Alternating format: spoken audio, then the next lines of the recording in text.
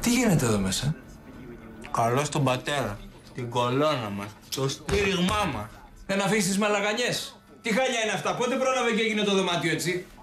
Δεν ήρθε η καθαρίστρια. Να πας αμέσως κάτω να κάνεις παρατήρηση. Μεταξύ μας, πολύ δεύτερο το ξενοδοχιάκι. Ούτε ένα φαγητό της προκοπής δεν έχει. Εντάξει, αγόρι μου, αύριο θα κλείσουμε σουίτα. Τώρα που πάω φαγητό, έφερες τίποτα να φάμε? Τώρα δεν τρως, Λεβέντη μου, τι κάνεις? Χθεσινή κρύα πίτσα, ρε πατέρα. Δηλαδή, έλεος δηλαδή. Δεν τα σκέφτεσαι καθόλου τα παιδιά σου. Είμαι πάνω στην ανάπτυξη. Και τώρα που το έφερε η κουβέντα, εσύ δεν θα έπρεπε να είσαι στο σχολείο τέτοια ώρα? Α, δεν μπορώ να πάω σχολείο. Γιατί?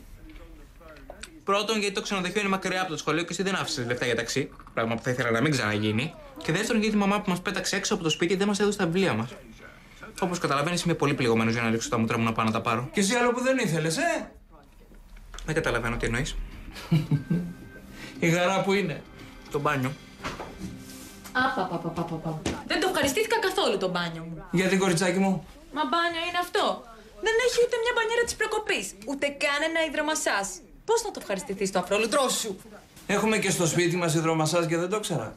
Άλλο αυτό. Εδώ είναι ξενοδοχείο. Πληρώνουμε και απαιτούμε να έχουμε κάποιες ανέσεις. Μαρταγγύρε, τι άλλο έχω να ακούσω? Αύριο πρωί-πρωί να το αφήσουμε αυτό το δωμάτιο και να πάμε να πιάσουμε καμιά σουίτα κάπου αλλού. Να έχει και ο